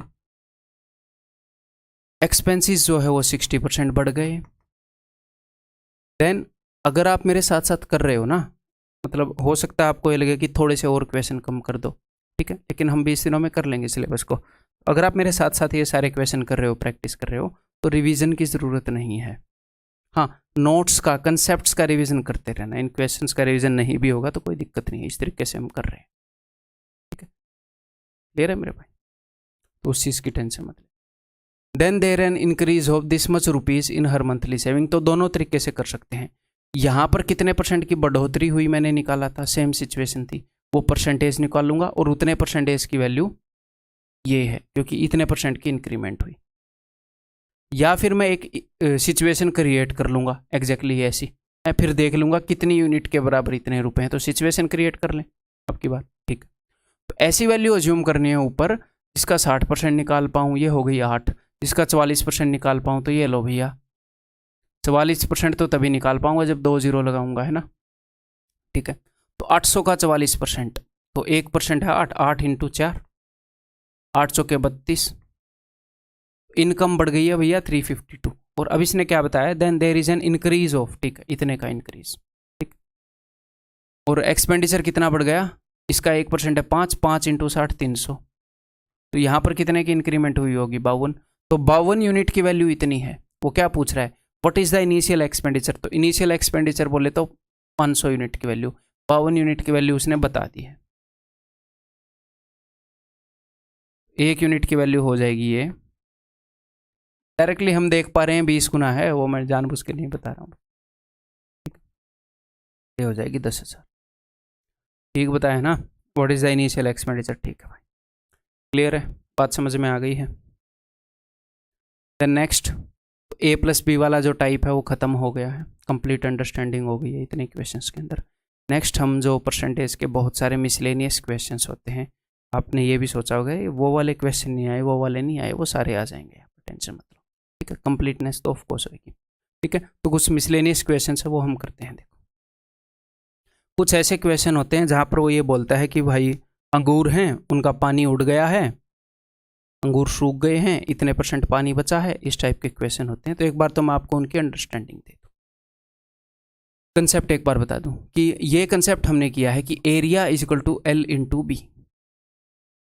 अगर लेंथ के अंदर 10% का चेंज आए तो ब्रेड्थ के अंदर कितने % का चेंज लाऊं ताकि एरिया जो है वो सेम रहे, ताकि एरिया जो है वो कांस्टेंट रहे। तो लेंथ हो गई 11/10 गुना, तो अगर एरिया कांस्टेंट है तो ब्रेड्थ मेरे को करनी पड़ेगी 10/11 गुना, ये आपको पता है। या फिर मैं इसको ऐसे भी बोल सकता हूं कि लेंथ जो है 10 से 11 हो गई, पहले 10 थी अब 11 हो गई, तो ब्रेड्थ, क्योंकि क्या होता है फाइनल अपॉन इनिशियल, कोई भी चीज कितने गुना हुई है, यानी कि फाइनल अपॉन इनिशियल का क्या रेशियो है। यानी कि इनिशियली 10 थी लेंथ, वो 11 हो गई। 10% इंक्रीमेंट का क्या मतलब है कि 10 से 11 हो गई, तो ब्रेड्थ 10/11 करनी पड़ेगी हमें, यानी कि 11 से 10 करनी पड़ेगी। तो जब दो चीज़ों का प्रोडक्ट कांस्टेंट हो और आपको एक के अंदर चेंज पता लग जाए, यानी कि एक के अंदर रेशियो पहले का और अब का, एक 10 से 11 हो गई तो दूसरी 11 से 10 हो जाएगी। यहाँ पर मैं क्यों बता रहा हूँ, इसके साथ रिलेट करेंगे, देखना। तो इन क्वेश्चंस के अंदर क्या होता है, अब थोड़ा सा इसको प्रैक्टिकल चीज़ से भी रिलेट करते हैं। देखो, इन क्वेश्चंस के अंदर क्या होता है, अंगूर है, अंगूर के अंदर बहुत सारा पानी होता है, वाटर होता है, और उसके अंदर पल्प होता है। पल्प यानी कि गुदा, जो सॉलिड मटेरियल है वो होता है। तो अगर आप धूप में रखोगे तो क्या है, पानी तो उड़ जाएगा लेकिन पल्प नहीं उड़ेगा। तो ये पल्प जो है ये कांस्टेंट चीज है। कांस्टेंट यानी कि पल्प कितने किलो है उसकी मात्रा कांस्टेंट है, कितने ग्राम है एक अंगूर में उसकी मात्रा कांस्टेंट है। धूप में रखोगे तो पानी भले ही सारा उड़ के वो किसमिस बन जाए, पर पल्प पहले जितना ही होएगा। ऐसे तो नहीं होएगा ना कि अंगूर का सॉलिड पार्ट ही उड़ गया, ऐसे अंगूर हवा में उड़ता जा रहा है, ऐसे तो नहीं होएगा, हमारे गांव में तो नहीं होता। देखो, तो अब मेरी बात ध्यान से सुनो, मान लो हमने कोई गिलास रखा है धूप के अंदर, उसके अंदर पानी है, ठीक है, और उसके अंदर पानी है जी 10 लीटर, और इसके अंदर कुछ शुगर है, शुगर के हिसाब से भी इक्वेशन आ सकते हैं, शुगर है, तो पानी उड़ गया और पानी हाफ रह गया। बस मेरी बात पर ध्यान देना, आपने धूप के अंदर पानी रखा, उसके अंदर चीनी मिलाई, ठीक है, रख दिया, और जो टोटल मिक्सर है वो पहले 10 लीटर था, पहले टोटल मिक्सर 10 लीटर था, टोटल बात कर रहा हूँ, पानी नहीं, टोटल मिक्सर 10 लीटर था। अब पानी उड़ा और टोटल मिक्सर जो है वो 5 लीटर रह गया। तो मान लो शुगर जो है वो 20 ग्राम थी, तो पहले जो शुगर 20 ग्राम थी वो थी 10 लीटर मिक्सचर में। अब जो शुगर 20 ग्राम है वो है इससे आधी 5 लीटर मिक्सचर में। अगर आधा मिक्सर उड़ जाएगा तो शुगर तो वहीं पड़ी रहेगी, चीनी थोड़ी उड़ेगी, सिर्फ पानी उड़ेगा, तो मिठास बढ़ जाएगा ना, क्योंकि चीनी तो उतनी ही रही, टोटल सॉल्यूशन घट गया। तो अगर टोटल मिक्सर हाफ हो गया तो शुगर का जो टेस्ट है वो डबल हो जाएगा। टोटल मिक्सर 1/3 हो गया तो टेस्ट 3 गुना हो जाएगा। ठीक, टोटल मिक्सर रटना नहीं है, सिर्फ समझो। अगर 3 से 1 हो गया तो शुगर का टेस्ट जो है 1 से 3 हो जाएगा, 3 गुना। शुगर का टेस्ट बोल लो या उसकी परसेंटेज बोल लो, टेस्ट किस पर डिपेंड करता है कि कितने परसेंट चीनी है, उसकी परसेंटेज बोल लो कि कितनी मात्रा है उसकी। तो यही चीज़ मैं यहाँ पर बता रहा हूँ कि जो पल्प है, अगर पल्प कांस्टेंट है, हाँ जी सर, अगर अंगूर का पानी उड़कर टोटल जो अंगूर है वो आधा ही रह गया पहले से, तो जो पल्प है उसकी परसेंटेज ज़्यादा हो जाएगी। पहले मान लो पल्प 25% था, अंगूर आधा रह गया, तो पल्प तो उतना ही है, वो तो कांस्टेंट है, तो वो 50% हो जाएगा पूरे अंगूर के कंपैरिजन में। कोई नहीं, अब मैथमेटिकली बताता हूँ। देखो, तो जो पल्प कितने केजी है वो किस पर डिपेंड करता है, वो डिपेंड करता है कि भैया टोटल वेट कितना है अंगूरों का और उसके अंदर पल्प की परसेंटेज क्या है। मान लो टोटल वेट अंगूरों का 10 केजी है और जो पल्प है वो है 10%, इसी पर डिपेंड करता है ना पल्प कितना है। 10 केजी का 10%, 10/100 यानी कि 1 केजी। पल्प रहता है कांस्टेंट, ये चीज़ क्या है, ये है कांस्टेंट। तो मैं आपको ये बताना चाह रहा हूँ कि पल्प की परसेंटेज का रेशियो और टोटल वेट का जो रेशियो है अंगूरों का, ये एक दूसरे का रेसिप्रोकल होगा। अब इस क्वेश्चन को मैं आपको करके दिखाता हूँ। देखो, पल्प की परसेंटेज और टोटल वेट का रेशियो एक दूसरे का रेसिप्रोकल होगा। इन दोनों में से एक चीज़ बताकर दूसरी पूछेगा, इतना तो याद रखना पड़ेगा, उसके बाद कुछ याद नहीं रखना। और ये चीज़ मैंने आपको प्रैक्टिकली समझा भी दी। देखो, हमें सिर्फ ध्यान देना है पल्प की परसेंटेज पर, ना कि पानी की परसेंटेज पर। ये बताएगा 75% वाटर है, आप उस पर ध्यान मत दो, आप दो पल्प कितना है। तो यहाँ पर 2 तरह के अंगूर होंगे, फ्रेश और ड्राई। तो उसने आपको बताई है कि पल्प की परसेंटेज पहले कितनी थी, 25%। अब कितनी है सूखने के बाद? ड्राइड ग्रेप्स के अंदर 25% पानी है। अगर पानी 25% है सूखने के बाद तो पल्प तो 75% होएगा। हाँ जी सर। क्या रेशियो है? 1/1:3। तो टोटल वेट जो अंगूरों का था, टोटल वेट की बात कर रहा हूँ, उसका रेशियो होएगा 3:1। पहले अगर 3 था तो आज 1 हो गया है। यही मैंने आपको बताया, इसका जो रेशियो होएगा उससे उल्टा इसका रेशियो होएगा। क्यों होएगा सब कुछ बता चुका हूँ, प्रैक्टिकली समझा चुका हूँ, अब याद कर लो। ठीक, ओके जी। How many KG of fresh grapes are required? कितने किलो फ्रेश ग्रेप्स रिक्वायर्ड हैं? ड्राइड ग्रेप्स 20 केजी के लिए, अगर एक की वैल्यू 20 है भैया, ड्राइड ग्रेप अगर 1 यूनिट है, ड्राइड ग्रेप का वेट 1 यूनिट है, तो फ्रेश ग्रेप का वेट 3 यूनिट है। वो बोल रहा है 1 की वैल्यू 20 है तो 20 गुना है तो 3 की वैल्यू 60 होगी। इससे फास्ट कोई मेथड नहीं मिलेगा। और एक और ख़ास बात, ये यूनिवर्सल है। इन अंगूरों का, तरबूज का कोई भी क्वेश्चन आ जाए, शुगर वगैरह, पानी उड़ने का कोई क्वेश्चन आ जाए, पानी डालने का कोई क्वेश्चन आ जाए, सिर्फ पानी डालने का, अगर एक चीज़ कांस्टेंट हो, एक चीज़ कांस्टेंट हो, वो दूध के अंदर भी पानी वानी डालते हैं, वो सारे क्वेश्चन इससे हो सकते हैं। इतना सिंपल सा लिख के। Clear? Fresh cherries contain 99% water. तो एक तो फ्रेश है, एक ड्राई है। तो यहाँ पर पल्प की परसेंटेज देखूंगा मैं तो अगर वाटर 99% है तो पल्प 1% होएगा। ड्राई होने के बाद वाटर 98% है तो पल्प 2% होएगा। तो पल्प का रेशियो तो भैया 1:2 है। ठीक है, तो टोटल वेट जो चेरीज का है उसका रेशियो होएगा 2:1, यानी कि फ्रेश के अंदर 2 kg वेट था तो सूखने के बाद 1 kg वेट रह जाएगा। ओके, ये बोल रहे हैं कुछ घंटे के बाद क्या हो गया, इन दोनों में से एक बताना चाहिए था उसको। अच्छा, if you have 1 kg of fresh cherries, तो फ्रेश चेरी है 1 kg, 2 यूनिट की वैल्यू है 1 kg, इससे हाफ होगी तो 1 यूनिट की वैल्यू होगी 0.5 kg, यानी कि 500 ग्राम। Option D. Next, fresh grapes contain 80% water. ठीक है भैया, अंगूरों का क्वेश्चन है, फ्रेश और ड्राई। अब वो या तो वेट बताएगा, पल्प की परसेंटेज के बारे में बता रहा है। पल्प परसेंटेज क्या बता रहा है? फ्रेश ग्रेप्स कंटेन 80% वाटर, तो पल्प कितना है? 20% फ्रेश के अंदर। और ड्राई ग्रेप्स कंटेन 10% वाटर, यानी कि पल्प है 90%। तो रेशियो क्या है? रेशियो है भाई 2:9। तो टोटल जो वजन है अंगूरों का उसका रेशियो होगा 9:2। क्या बोल रहा है? If the weight of dry grapes is 250 kg, dry grapes का वेट 250 kg है, यानी कि कितने गुना है? 125 गुना है। यहाँ पर भी कर दो 125 गुना, 1125, खत्म। 1125 है, 1225, 900, अच्छा कितना हो जाएगा? 1100, अच्छा है 9 × 125, 900 और 225, 1125, ठीक है। Fresh grapes contain 80% water and dry grapes contain 25% water. तो देखो इन्हीं क्वेश्चन को प्रॉफिट एंड लॉस से भी वो कर सकता है यूज, कैसे भी करे। अब आप बेसिक समझ रहे हो, फ्रेश ग्रेप्स, ड्राई ग्रेप्स, यहाँ पर वो पल्प परसेंटेज बता रहा है। पल्प कितने परसेंट है? फ्रेश के अंदर 80% पानी है तो 20% पल्प परसेंटेज होगी। 25% पानी है तो 75% पल्प परसेंटेज होगी। तो किससे काटूँ मैं इसको? 5 से, 5 चौके 20, 5 से 15 पर। तो टोटल वेट का जो रेशियो वो होएगा 15:4।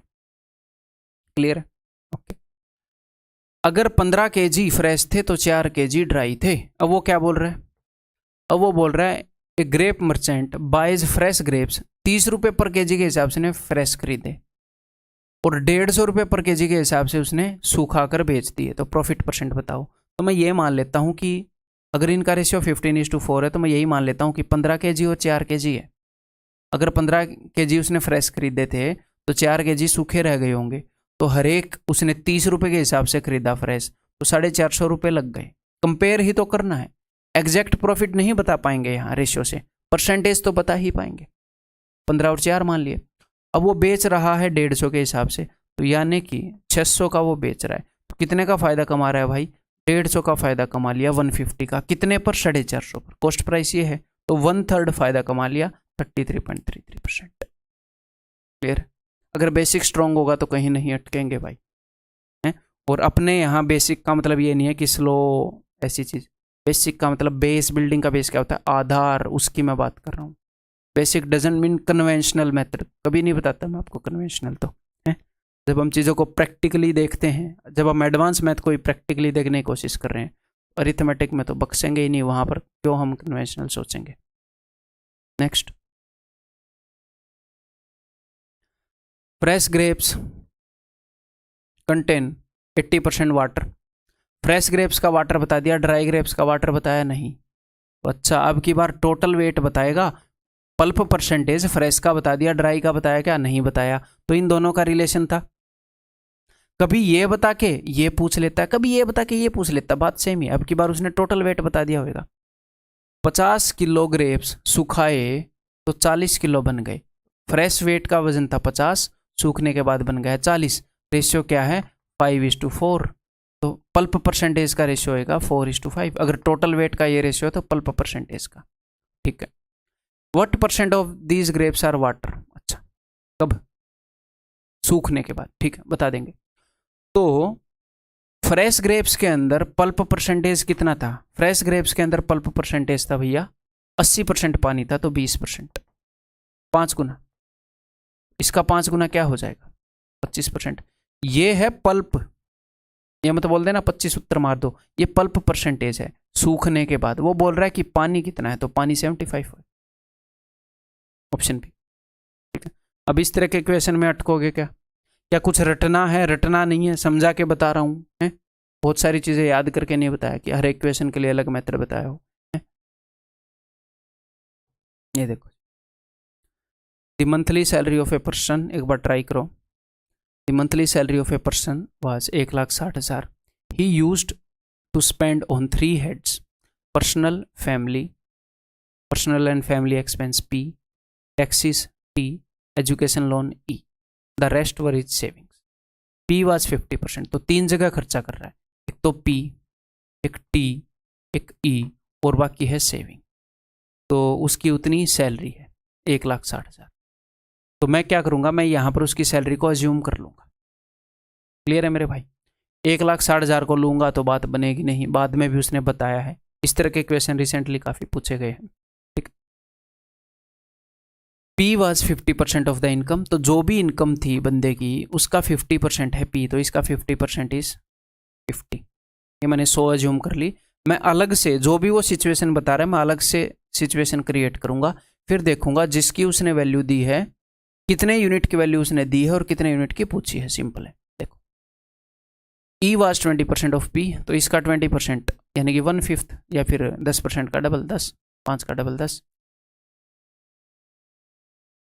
T वाज 15% ऑफ E, इसका 15%। अब देखो आपको एक बात पता होनी चाहिए कि A% of B is equal to B% of A, क्योंकि A% ऑफ B निकालोगे तो आप करोगे A/100 इंटू B, तो अल्टीमेटली ये हो जाएगा AB/100 और ये हो जाएगा B/100 इंटू A, तो ये हो जाएगा BA/100।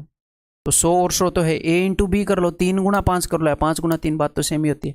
तो ये मैं आपको क्यों बता रहा हूं, कई बार क्या है, अगर मैं आपको ये बोलूं, ये मान लेते हैं, यहीं पर देख लो T वाज 15% ऑफ E, ये जो है ये E का 15% है, तो मैं 10 का 15% निकालूं या 15 का 10% निकाल लूं, 15% ऑफ 10 या फिर 10% ऑफ 15, तो किसी भी चीज़ का 10% निकालना तो ईजी होता है। 10% ऑफ 15 1.5, तो थोड़ा सा जल्दी लिख पाओगे 15, हालांकि 15% भी इजीली निकाल सकते हैं, बट आप समझ रहे हो कई बार ये चीज़ हेल्प कर देती है। A% of B is equal to B% of A calculation में यूज़ कर लेंगे अगर यूज़ करने की ज़रूरत हुई तो भैया 3 जगह खर्चा करता है, ये चौथी सेविंग है, तो देख लेते हैं ये टोटल सम कितना बना है। 50 और 10 60 बन गया, तो 100 में से 60 गया 40, 40 में से अगर मैं ये घटाऊं तो 38.5, ये सेविंग हो गई। अब आगे देखते हैं। मैंने सैलरी गोट रेस्ड बाई 30%, उसकी सैलरी 30% बढ़ गई तो 130 हो गई। अगर आपको ये लगे कि सर मेरे को कैसे पता चलेगा, पहली बार में क्वेश्चन ऐसे करना है, तो कोई दिक्कत नहीं है, पहली बार में नहीं पता चले तो अब तो पता चल जाएगा। ऐसे 2 क्वेश्चन करवाऊंगा, दोनों आए हुए बहुत क्वेश्चन है ऐसे, उसमें से 2 करा दूंगा, ठीक। अगर उसकी इनकम 30% बढ़ जाए, he maintained the percentage level of P, तो P का परसेंटेज लेवल उसने मेंटेन रखा, यानी कि पहले P 50% था, अब भी 50% ही है, यानी कि 130 का 50% 65। P के रुपए मेंटेन नहीं रखे, परसेंटेज लेवल, अब भी वो 50% ही है, इसका 50%। But E became 30% of P, तो P का 30% E, 30% क्या 10% का 3 गुना, तो पॉइंट लगा के 3 गुना कर दो, 3 5 15, 3 6 18 और 1 19। T बिकेम 20% ऑफ E, तो 20% का क्या मतलब है भाई, 1/5, तो इसको 5 से डिवाइड कर दूं, तो 5 दिए 15, 5 में 45, 3.9, वो कितना हो जाएगा देख लेते हैं।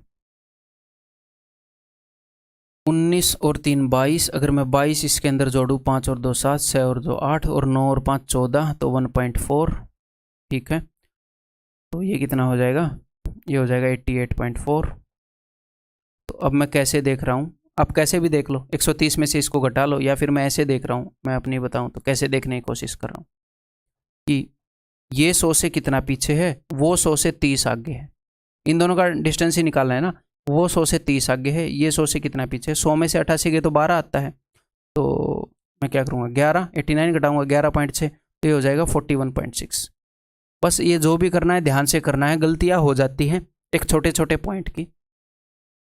देखो जब ऐसी छोटी छोटी कैलकुलेशन हो तो भी कई बंदे अपनी स्पीड को स्लो नहीं करते। मुझे एक बात बताओ, जब आप वीडियो गेम खेलते हो, कंप्यूटर में वो गेम खेला होगा एक जिसमें बाइक जो है, शायद मोटो जीपी, पहले स्कूल की लैब में खेलते थे बच्चे। जब रोड पे जाते हैं तो ऐसे टेढ़ी करते हैं तो ठीक है, जब घास पे जाते हैं तो स्पीड थोड़ी मंदी करनी पड़ती है। तो बढ़िया ड्राइवर कौन है, जो ट्रैक के हिसाब से अपनी स्पीड को रखे, भी घास आ गई थोड़ी मंदी कर दूँ, नहीं तो गिर जाते थे उसमें, या वो है जो लगा रहे। तो भैया जब कैलकुलेशन थोड़ी मुश्किल आ गई, आपको दिख रही है, तो अपनी स्पीड को थोड़ी मंदी कर लो। लेकिन इसमें बच्चे ये मानते हैं कि नहीं स्पीड मंदी होगी, स्पीड मंदी नहीं होनी चाहिए भाई, स्पीड मंदी भले ही हो जाए, एक्यूरेसी नहीं टूटनी चाहिए। Primary goal is accuracy, secondary goal is speed, ठीक है। इन दोनों में से अगर एक पर कॉम्प्रोमाइज करना हो तो किस पर कॉम्प्रोमाइज करेंगे, स्पीड पर। मंदा चाहे उत्तर मंदा दे दो लेकिन ठीक दे दो तो नंबर मिलेंगे, उत्तर तेज दे दो ऐसे मिनी सेकंड में खटैक, लेकिन गलत दे दो नंबर चले गए, बल्कि नेगेटिव के आगे। तो प्राइमरी क्या है, एक्यूरेसी, वो कभी भी कॉम्प्रोमाइज नहीं करनी, ठीक। ओके जी, देखते हैं। दोनों सेविंग्स का सम बताना है। अगर उसने बता रखी है इनकम, यानी कि 100 यूनिट की वैल्यू उसने बता दी, और उसने इन दोनों के सम की वैल्यू जो है वो पूछ ली है। तो 6 और 5 11, 1 8 और 1 9 और 1 10, 1 4 और 3 60 और 1 80.1 यूनिट की वैल्यू पूछ ली। तो 100 यूनिट की वैल्यू उतनी है, 1 यूनिट की वैल्यू कितनी हो जाएगी, 100 से डिवाइड कर देता हूँ उसको, 2 जीरो कट जाएंगी इतनी, और 80.1 की वैल्यू कितनी हो जाएगी इतनी, 1 जीरो से पॉइंट भी गया, 1 जीरो आ जाएगी, 16 एकम 16, 16 8 128, क्या इतना ईजिली बन गई क्या बात कैलकुलेशन में, 128 160, ठीक है। आके next, the monthly salary of a person was, अब डायरेक्टली करें इस क्वेश्चन को, उसी क्वेश्चन के जैसा है, मेरे बताने से पहले आप भी ट्राई कर लो, करते हैं। 50,000 मंथली सैलरी थी, वो 3 जगह खर्च रहा था, ई टी और C, and rest were his savings. E was 60% of the income, तो जो उसकी इनकम है वो मैंने मान ली है 100, तो ई जो है 60% है। सी वाज 15% ऑफ टी, ठीक है अभी, E was 60% of income, T was 20% of E, इसका 20% यानी कि 6 दूनी 12, ठीक है। सी वाज 15% ऑफ टी, तो टी का 15%, तो 12 इंटू 15 बटे 100 1.8, 12 इंटू 15 180 होता है, ठीक है। ओके, व्हेन इज सैलरी, तो ठीक है सेविंग निकाल लेते हैं। तो 100 में से 60 गया 40, 40 में से क्या घटाऊं, 12 और 1 13, 40 में से 13 गए, 17 में से 0.8 गए, 16.2, मैंने ठीक किया क्या, देख लेंगे यार। 40 में से मैंने 26.2 आएगा 40 में से मैंने 13 घटाए तो 27 आएगा, 17 नहीं आएगा, ठीक। When is salary got raised by 40%, उसकी सैलरी 140 हो गई। He maintain the percentage level of E, तो ई का परसेंटेज लेवल उसने मेंटेन रखा, तो 60% था, तो 14 छिके 84, ये हो जाएगा 84। टी बिकेम 30% ऑफ ई, तो टी इसका 30%, 3 से गुणा करके पॉइंट लगाओगे, 3/10 करोगे तो 3 चौके 12, 3 8 24 और 1 25, 25.2। क्या सर ये कैलकुलेटिव है, हाँ छोटा छोटा कैलकुलेटिव है, छोटी छोटी कैलकुलेशन ही कैलकुलेटिव बना देती हैं, डरना नहीं है अगर थोड़े से इसमें स्लो हो जाओ तो। And C became 20% of T, C जो है वो टी का 20% हो गया, क्या सच में ऐसा मामला है, इसका 1/5 करना है, कर देते हैं, 5 5 25 उतार लिया 2, 5 चौके 20, 5.04, ठीक। द डिफरेंस बिटवीन 2 सेविंग्स, तो दोनों सेविंग के बीच में डिफरेंस, ठीक है जी। तो 25 और 5 30, 30.24, ये आपको दिख रहा है 30.24, तो इनको मैं जोड़ रहा हूँ 30.24 को, 4 8 और 3 11, 140 में से घटाना है तो यहाँ पर आ जाएगा 0.76, और 15 घटाऊंगा तो आ जाएगा 25, 25.76, और दोनों सेविंग के बीच का डिफरेंस बताना है, ठीक। ये ना हो कहीं पर गलती हो गई हो, पूरा सवाल मुझे दोबारा करना पड़ेगा, ठीक। ओके जी, तो 10 में से 6 गए 4, 11 में से 7 गए 4, तो 0.44 यूनिट की वैल्यू बतानी है। अच्छा रुपए तो बहुत कम है, 220 130, ठीक ही किया होगा, ठीक है। तो सैलरी 100 यूनिट की वैल्यू उसने बता रखी है, 100 से डिवाइड करूंगा तो 1 यूनिट की वैल्यू हो जाएगी, 2 जीरो काट रहा हूँ 500, और 0.44 की 2 के बाद पॉइंट है, ये कट गया, 5 चौके 20, 220 आ गया भाई, बन गई बात, ऑप्शन बी, ठीक। क्लियर है, आगे बढ़ जाएं। नेक्स्ट टाइप के सवाल देखो, the income of A is 30% less than the income of B, ये ए की इनकम है, वो क्या करता है, बहुत सारी वैल्यूज के बीच में आपको परसेंटेज की रिलेशन बताता है। हालांकि इस क्वेश्चन को मैं एक स्टेप में कर सकता हूँ, बट हमें कई बार नहीं पता होता ये वो वाला क्वेश्चन है जब तक मैं पूरा ना समझ लूँ कि जो एक स्टेप में हो सकता है, ठीक है। तो यूनिवर्सल क्या मेथड लगेगा, income of A is 30% less than income of B, तो ए की इनकम बी की इनकम से 30% लेस है, यानी कि ये 10 है तो ये 7 है, ऐसे लिखोगे, ओके। इनकम ऑफ बी आगे, and the income of B is 137.5%, तो इसको मन ही मन में ऐसे देख सकते हो,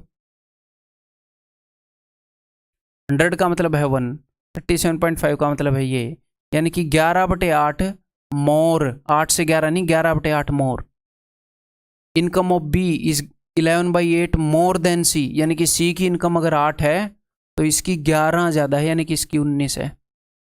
अब आप इसको 2 तरीके से कर सकते हो, या तो रेशियो को मर्ज कर लो, जैसे बी की वैल्यू इधर 10 है इधर 19 है, 10 से इनको गुणा कर दो, 19 से उनको गुणा कर दो, 19 × 10 190, 19 7 133 हो गया। वो कुछ भी कर ले, हम बता ही देंगे। क्या पूछते रहे भैया, if the income of A is 285 less than that of B, तो ए और बी की इनकम का डिफरेंस, तो 9 में से 3 गए 6, तो 57 यूनिट की वैल्यू उसने बता दी है हमें, और कितने यूनिट की वैल्यू उसने हमसे पूछी है, इनकम ऑफ सी 80 यूनिट की वैल्यू, तो 1 यूनिट की वैल्यू हो जाएगी। अब ये मेरे को डायरेक्टली दिख रहा है 5 गुना है, दिख जाए तो ठीक है, नहीं तो मैं यूनिवर्सल तरीकों से बताने की कोशिश करता हूँ कि सब ऐसे ही लिखेंगे, नहीं होएगा, तो 8 5 40 सर। अदरवाइज एक और तरीका है, कैसे, देखो हमें ये रेशियो मर्ज करने की भी जरूरत नहीं है अगर इस तरह का क्वेश्चन है तो। देखो हो सकता है ये अंडरस्टैंडिंग भी कभी ना कभी काम आ ही जाए। ये 7 था, ये 10 था, दूसरे वाला रेशियो क्या था, ये 19 था, ये 8 था। देखो उसने हमसे क्या पूछा है, उसने बताया है ए और बी के बीच में जो गैप है 3 यूनिट, और उसने बोला सी की इनकम बता दो। तो देखो ए और बी के रेशियो से मैं बी निकाल लूँ, ए निकाल लूँ, मैं कुछ भी निकाल लूँ, फर्क नहीं पड़ता, मैं निकाल लूंगा। और जैसे ही मैं बी निकालूंगा मैं सी भी निकालूंगा, क्योंकि बी और सी के बीच में रिलेशन है। क्या बोल रहा हूँ बताऊँ, देखो उसने बताया है ए और बी के बीच में गैप है वो है इतना, तो 3 यूनिट की वैल्यू बताई है, 7 और 10, 3 यूनिट की वैल्यू, तो 1 यूनिट की वैल्यू क्या हो जाएगी,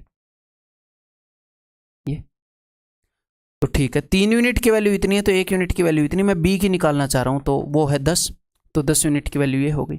ठीक है, अब गुलाबी रेशियो में आ जाओ, ये 19 यूनिट की वैल्यू है और मुझे निकालनी है 8 की, तो 19 यूनिट की ये वैल्यू है, तो 19 से डिवाइड किया 1 यूनिट की वैल्यू और 8 की आ जाएगी, वही है, देख लो वही है, 80/57 एग्जैक्टली सेम है। ठीक, क्लियर है। Next, if A is 25% less than B. अब देखो ए बी सी डी आए हुए क्वेश्चन हैं सारे, तो मैं इन्हीं वैल्यूज को, मैं पहले क्वेश्चन मुझे तो पता ही है मैं करवा रहा हूँ कौन सा है क्या है, या तो मैं पहले रट के आ जाऊँ, इसके हिसाब से ये वाली वैल्यू जूम करनी जरूरी है, नहीं यूनिवर्सल चीज़ बताऊंगा, आप एग्जाम में जाओगे लगाओगे होगी पहली बार में ना। अगर मान लो सर कोई ऐसा क्वेश्चन मुश्किल आ गया तो मैं उसका हल निकालूंगा, बहुत ज़्यादा टाइम देकर हल निकालूंगा। अगर कोई मुश्किल क्वेश्चन, मान लो एग्जाम में कोई मुश्किल तरह के क्वेश्चन मान लो आते हैं, तो मैं क्या करता हूँ, मैं अपनी अप्रोच बताता हूँ, बहुत ज़्यादा टाइम निकाल कर सिंप्लीफाई करने की कोशिश करता हूँ। अगर मुझे पता चल गया कि भैया ये सिंप्लीफाई नहीं हो सकता, क्वेश्चन ही ऐसा है, फिर मैं बता देता हूँ ये नहीं होएगा, रट के नहीं आता बस। देख लो ए इज 25% लेस देन बी, तो बी से 25% लेस है, यानी कि ये 4 है तो ये 3 है, एक कम है 4 पर 25% लेस, 1/4 कम है, 4 है तो ये 3 है। बी इज 30% लेस देन सी, तो बी 30% लेस है, ये 10 है तो ये कितना है, 7 है, 30% लेस।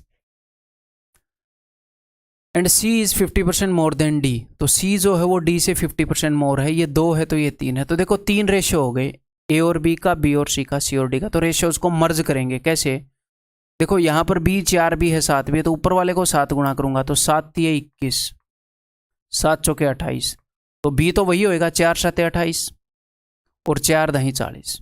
अब देखो, अब यहाँ पर सी की वैल्यू 40 भी है, सी की वैल्यू 30 भी है, तो क्या करेंगे, नीचे वाले को 3 गुना करूंगा, 3 से नीचे वाले को मल्टीप्लाई 40 से ऊपर वाले को, 3 21 21 दिए 63, 28 दिए 84, 40 दिए 120, अब 40 दिए 120 तो है ही, 40 तो नहीं 80, ऐसे रेशियोज को मर्ज करते हैं। अब हम इनको यूज कर सकते हैं आपस में।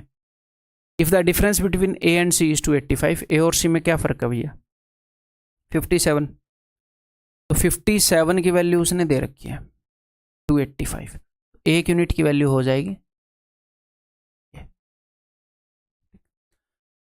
33/3% ऑफ बी, तो बी की वैल्यू क्या है, ये 84। अगर 57 यूनिट की वैल्यू मुझे पता है तो 84 यूनिट की वैल्यू क्या होगी, ये, लेकिन इसका 1/3 पूछ रखा है, बस दिस इज योर आंसर।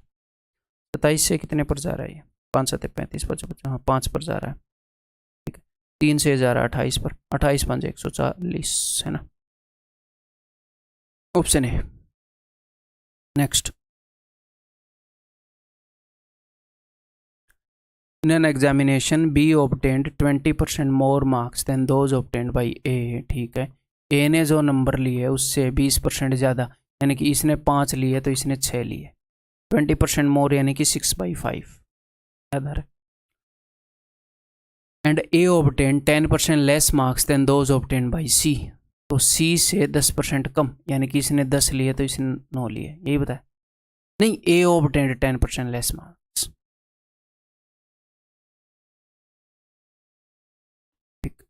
तो अगर इसने 10 लिए तो इसने लिए 9, ए ने 5 लिए ऊपर वाले रेशियो के हिसाब से, 9 लिए नीचे वाले रेशियो के हिसाब से, D obtained 20% more marks than those obtained by C. तो डी ने सी के कंपैरिजन में 20% ज़्यादा, यानी कि इसने 5 लिए तो इसने 6 लिए, 20% ज़्यादा। अब क्या करें, रेशियो को मर्ज कर देते हैं। कैसे? जब एक वैल्यू को 2 रेशियो रिप्रेजेंट कर रहे हैं वहाँ से स्टार्ट करेंगे। तो ऊपर वाले रेशियो को 9 गुना, तो 9 5 45, 9 6 54। नीचे वाले जिस 9 को यूज़ किया है 9 और 10 का रेशियो है, तो इन दोनों रेशियो को 5 गुना, 5 नहीं में 45 मैंने लिख दिया, 5 दाई 50। ठीक, ये रेशियो तो मर्ज हो चुके हैं। अब सी की वैल्यू जो है वो 5 भी है और सी की वैल्यू 50 भी है, तो बस ऊपर वालों को 10 गुना करना है 50 बनाने के लिए। तो 10 गुना 50, 10 गुना 60, खत्म। सारे रेशियोज आ गए उन यूनिट में जिनमें इकट्ठे यूज कर सकते हैं। By what percentage are the marks obtained by D more than those obtained by A. तो डी के ए से कितने ज़्यादा हैं? तो सीधे सीधे दिख रहे हैं, 15 ज़्यादा है 45 से, 1/3, 33.3 ऑप्शन है। नेक्स्ट,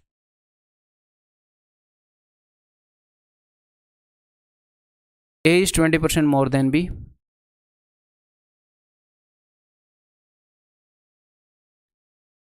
तो 20% मोर देन बी, ये अगर 5 है तो ये 6 है। Okay, B is 25% more than C। B जो है C से 25% मोर है, यानी कि ये 4 है तो ये 5 है। ठीक है, तो वही रेशियो हो गया अपना, वैल्यू बदल लेनी पड़ी। C is 60% less than D, आया हुआ क्वेश्चन है। ये 60% लेस है, यानी कि ये 10 है तो ये 4 है, तो ठीक है, ये 10 है तो ये 4 है, आया हुआ क्वेश्चन है भाई CHSL का। And D is 20% more than E। अरे बाप रे, D जो है 20% मोर है E से, ये 5 है तो ये 6 है। तो ऊपर वाले रेशियो को क्या करूं? अब ये नहीं है इसको मैं 6 से करूं, इसको 10 से, इनको बस सेम करना होता है। तो 6 और 10 का एलसीएम है 30। तो ऊपर वाले को मैं क्या करूं? जस्ट D की वैल्यू सेम करनी होती है, 3 गुना कर दूं, 6 3 18, 3 5 15, 3 चौके 12, 3 दाई 30। अब 6 का 5 गुना है तो 5 का 5 गुना 25, खत्म। या फिर 6 गुना 10 गुना भी कर सकते थे, ऐसे भी कर सकते हो। Which of the following is true? कौन सा ट्रू है?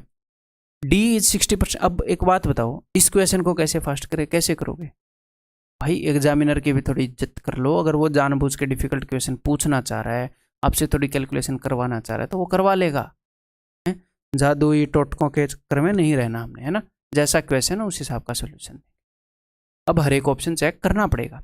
D is 60% less than B, तो D B से 60% कम, ये तो ज़्यादा है, गलत। E is 28% more than A। E जो है वो A से 28% मोर है, तो 7/28, 28 तो नहीं आएगा, सॉरी 7/18 गुना 100, ये कटेगा ही नहीं, पॉइंट में आएगा, निकालना थोड़ी है। A is 40% less than D। A जो है वो D से 40% लेस है। कितना कम है भैया? 12 कम है, तो 12/30, तो 6 दूनी 12, 6 5 30, आ गया 40%, यही है उत्तर, ऑप्शन सी। ठीक है, नेक्स्ट। ज़्यादा क्वेश्चन नहीं बचे हैं, बस 30 तक जाऊंगा मैं, टेंशन मत लो। 4 क्वेश्चन बचे, 5 बचे। A man's annual income has increased by ₹2 lakh, but the tax on income that he has to pay has reduced from। इसको मैं 2 तरीके से करके बताऊंगा, कुछ भी रटना नहीं पड़ेगा आपको, आए हुए क्वेश्चन है ये। एक बंदे की एनुअल इनकम थी, वो 2 लाख बढ़ गई। पहले वो 12% टैक्स देता था, 12% टैक्स मतलब जितने भी इनकम थी उसका 12%। अब वो 10% टैक्स देता है, लेकिन जो टैक्स वो दे रहा है वो सेम है। 2 तरीके से करेंगे। देखो, मैंने उसकी इनकम को मान लिया आई, तो पहले उसकी इनकम आई थी तो वो टैक्स देता था 12% ऑफ आई। अब वो इनकम देता है 10% ऑफ आई प्लस 2 लाख। ये दोनों सेम है। आई का 12%, अब उसकी इनकम बढ़ गई बट टैक्स 10% दे रहा है, ये दोनों सेम है। तो यहाँ पर कुछ रटना पड़ रहा है, हमें नहीं रटना पड़ रहा। एग्जामिनर ने जो बताया है वो लिखा है, हाँ जी, अगले स्टेप में उत्तर आ जाएगा। ये है 12% ऑफ आई, 10% को अंदर मल्टीप्लाई करोगे आप, इस पूरे का 10% निकाल रहे हो, तो ये होएगा 10% of I plus 10% of 2 lakh. तो 10% ऑफ आई, 12% ऑफ आई, 10% को इधर लाओ, 12 minus 10, 2% of I is equal to 10% of 2 lakh. अब 2 लाख का मतलब कितने हजार, इसको मन में देखो, हजारों में 200 के सब्सक्राइबर देखते हो ना, ऐसे 200 के 300 के, वही है 2 लाख का मतलब 200 के, 200 के का 10% 20 के, यानी कि 20,000। 2% की वैल्यू 20,000, 1% की वैल्यू 10,000, तो 10,000। अब एक और बात मैं आपको बताऊं, ध्यान से सुनो, 25 करोड़ का मतलब है 2500 लाख। अब 1 करोड़ के अंदर होते हैं 100 लाख। 1 करोड़ का अगर आप 1% निकालोगे तो कितना हो जाएगा? 1 लाख। करोड़ जो है वो 100 गुना बड़ा है। अगर आप 25 करोड़ का आप निकालोगे 1% तो वो हो जाएगा 25 लाख में। ये आपको बताना चाह रहा था। करोड़ जो है वो 100 गुना है, तो करोड़ का अगर परसेंटेज निकालोगे 1% तो वो लाख में आ जाएगा। ऐसे ही लाख जो है वो 1000 का 100 गुना है। 100 1000 से मिलकर 1 लाख मिलता है। तो ऐसे अगर किसी ने बताया कि 32 लाख का 1% निकालो तो सीधा बोलो 32,000। ठीक है, 2% निकालो तो 32,000 इंटू 2। उसके बाद तो आप निकाल ही लोगे ना 1% आने के बाद। तो मैं ये कह रहा हूं 1% का 100% करूंगा, 1% का 100% करूंगा तो चीजें 100 गुना हो जाती हैं। तो 1000 की जगह लाख आ जाएगा, बस लाख की जगह करोड़ आ जाएगा। 1000 का 100 गुना है लाख, लाख का 100 गुना करोड़। तो 1% की वैल्यू 10,000, तो 100% की वैल्यू 10 लाख। तो आई की वैल्यू है जी 10 लाख। इस स्टेप के बाद, दूसरे स्टेप के बाद डायरेक्टली हम ये मेंटली कर सकते हैं। ठीक है, वो क्या बोल रहा है? इंक्रीज इनकम कितनी है? तो इंक्रीज इनकम है आई प्लस 2 लाख, तो 12 लाख। दूसरा मेथड। इस क्वेश्चन के अंदर क्या है? वो ये बोल रहा है कि भैया सेम अमाउंट ऑफ टैक्स उसने दिया है। तो हम ऐसे देख सकते हैं कि पहले जो वो टैक्स दे रहा था वो था 12%। तो 12% of old income equal to 10% of new income, ऐसे बोल सकता हूँ। पुरानी इनकम का 12% टैक्स दे रहा था और नई इनकम का 10% टैक्स दे रहा है, फिर भी सेम है, तो ऐसे लिख सकता हूँ। तो जब भी आपको ऐसे पता चलता है ना 5% ऑफ ए, जब भी परसेंटेज में ऐसे हो इक्वल टू 7% ऑफ बी, तो आपको ए रेशियो बी पता चल जाता है, क्योंकि बी को नीचे लाओगे 7:5।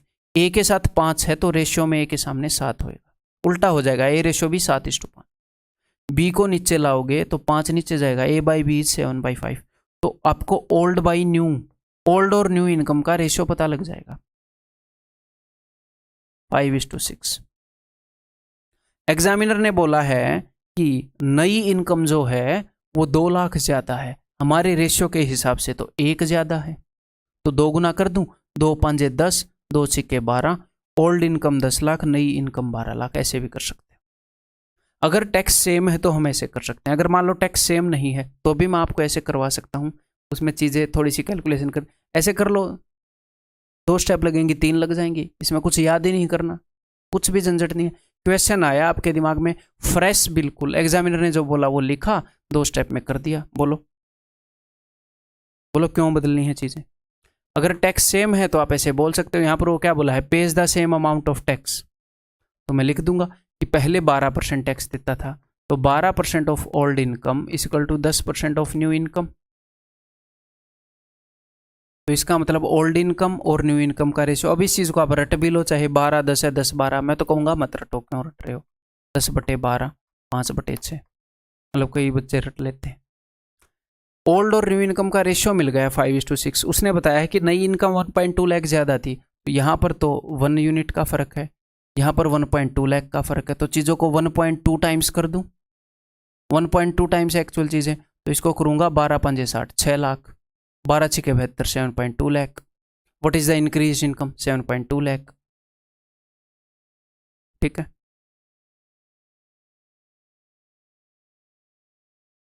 A man's annual income has increased by ₹5 lakh, but the tax on income that he has to pay has reduced from 12% to 10%. He now pays ₹10,000 more. अब की बार वो 10,000 इनकम टैक्स ज़्यादा दे रहा है, तो कोई दिक्कत नहीं है। सिंपली एग्जामिनर जो बोल रहा है वो लिखो। पहले एनुअल इनकम मैंने मानी आई, तो टैक्स कितना था? 12% ऑफ आई। ठीक है, अब टैक्स कितना है? 10% ऑफ आई प्लस 5 लाख। ठीक है, इस 5 लाख को इतना बस मन में ध्यान रख लो, ये 500 के है। ठीक है, अब जो टैक्स है वो 10,000 रुपये ज़्यादा है, यानी कि इसमें से अगर मैं 10,000 घटा दूंगा तो बराबर कर सकता हूँ। ये वाला टैक्स 10,000 ज़्यादा है, इसमें 10,000 जोड़ दूँ तो इक्वेट कर सकता हूँ, या इसमें 10,000 घटा दूँ, कुछ भी लिख लो, सेम ही बात है। ओके सर, अब कर लेते हैं, देखो अगले स्टेप में 10% अंदर जाएगा तो बनेगा 10% of I plus 10% of 5 lakh. तो 10% ऑफ आई को तो मैं इधर ले आऊंगा, 12% of I minus 10% of I is equal to 2i equal to, एक ही स्टेप में आ जाएगा ये भी, इसमें और सेम टैक्स में कोई फर्क नहीं है ऐसे करने में। अब देखो 10% ऑफ 5 लाख, ठीक है, तो ये हो जाएगा 500,000 का 10% 50,000, 50,000 माइनस, अब ये 10% इसके साथ मत चिपका देना, वो अलग है, परसेंटेज इन ब्रैकेट वालों के लिए है बस। 50,000 माइनस 10,000 40,000, 2% की वैल्यू है 40, 1% की वैल्यू 20,000, तो 100% की वैल्यू क्या हो जाएगी 20 लाख। मैंने बोला 100 गुना करते ही 1000 लाख में बदल जाता है, 20 लाख। इंक्रीज्ड इनकम, तो भैया ये तो पुरानी इनकम है 20 लाख, नई इनकम 5 लाख ज़्यादा है 25। बताओ कितना, 3 स्टेप खत्म। क्या कुछ आपको रटना पड़ रहा है? नहीं, जो एग्जामिनर बोल रहा है वही कर रहे हैं। ठीक, क्लियर है? अच्छा 30 क्वेश्चन नहीं थे, 28 ही थे। तो भैया दैट्स ऑल। ये वीडियो कितनी लंबी हो गई है? ये 1.5 घंटे के करीब की हो गई। ठीक है, ऐसी ही एक वीडियो और आएगी और अपना परसेंटेज जो है ख़त्म हो जाएगा। आपने इसका फीडबैक ज़रूर देना है, ठीक है? अच्छा लगे अच्छा बताओ, अगर एक आधा आपका सजेशन है सजेशन दो, ठीक है? अगर आपका हाँ एक और बात, एक बच्चा ये बोल रहा था कि हम कुछ भी बता लें सर को करनी अपने मन की है। सर को अपने मन की बिल्कुल नहीं करनी भाई। देखो यहाँ पर मेरा टाइम तो लग रहा है, मेरी एनर्जी लग रही है, मैं पीपीटी बना रहा हूँ वहाँ लग रही है, तो मेरा सीधा मतलब है अगर मैं अपना टाइम अपनी एनर्जी सब कुछ लगा रहा हूँ तो फ्रूटफुल चीज़ में लगाऊँ, फ्रूटफुल चीज़ में लगाऊँ। अगर आपने एक ऐसा सजेशन दिया जो मुझे लगा कि यार, जैसे राहुल गांधी को लगा था कि मज़ा आया, अगर मुझे लगा कि मज़ा आया तो मैं उस सजेशन को लगाऊंगा। अगर मुझे लगा नहीं उतना प्रैक्टिकल नहीं है तो मैं नहीं लगाऊंगा। ठीक है, I am always ready to change my methods, to change my strategy, to change my plan. अगर उसको इम्प्रूव, चेंज की जगह इम्प्रूव वर्ड डाल दो, टू इम्प्रूव थिंग्स। मैं ऐसे रिजिड नहीं हूँ कि मैं ऐसे करता हूँ यही ठीक है। क्यों भाई, क्यों हूँ मैं ठीक? किसी एक आधी बात में कोई और भी ठीक हो सकता है, और हो सकता है बहुत ज़्यादा बातों में भी कोई ठीक हो सकता है। तो अगर लगा कि हाँ यार ये सही था गुरु, उसको इंक्लूड कर लेंगे। क्लियर है? तो अगर कोई फीडबैक है कि लेक्चर को बड़े करो छोटे करो, ये सोच समझ कर बोला करो, ठीक है?